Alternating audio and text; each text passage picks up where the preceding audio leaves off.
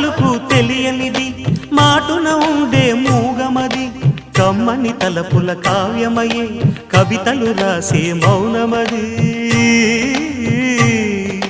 రాగల రోజుల ఊహలకి స్వాగతమిచ్చే రాగమది శృతిలయలరగని ఊపిరికి స్వరములు కూర్చే గానమది ఋతువుల రంగులు మార్చేది కల్పన కలిగిన మది భావం బ్రతుకును పాటగా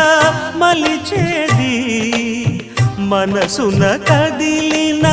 మృదునాదం